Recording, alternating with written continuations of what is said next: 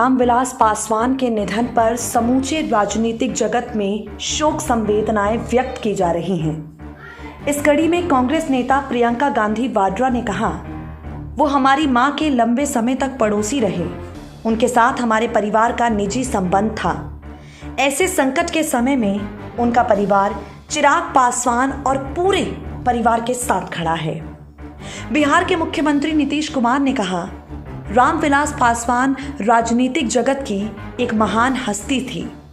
नीतीश कुमार ने पासवान को एक महान वक्ता, प्रखर नेता और अपने मिलनसार स्वभाव से सबको साथ जोड़कर रखने वाला नेता बनाया। जनता दल यूनाइटेड के नेता केसी त्यागी ने कहा, रामविलास पासवान होने का मतलब गरीबों की एक भरोसेमंद आवाज होना था।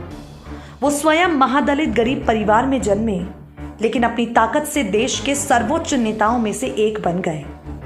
उन्होंने अपने राजनीतिक जीवन में हमेशा गरीबों, दलितों और वंचितों की आवाज उठाई। वो एक महान राजनीतिक हस्ती थे। उनके जाने से गरीबों की आवाज को भारी नुकसान हुआ है।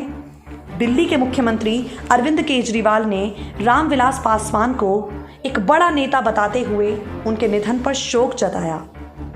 लोकसभा अध्यक्ष ओम बिरला ने कहा, रामविलास पासवान ने अपने राजनीतिक जीवन में हमेशा वंचितों, अभावग्रस्त लोगों के लिए आवाज उठाई, उन्हीं की भलाई के लिए काम किया।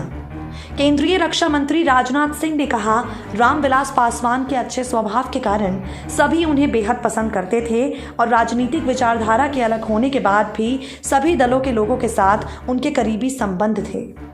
उन्होंने रामविलास पासवान को लेकर कहा कि वो उन चुनिंदा नेताओं में से थे जिन्हें हम मिट्टी की आवाज़ कह सकते थे। गृह मंत्री अमित शाह ने कहा, रामविलास पासवान की मृत्यु के बाद एक शून्य पैदा हो गया है जिसे आसानी से नहीं भरा जा सकेगा।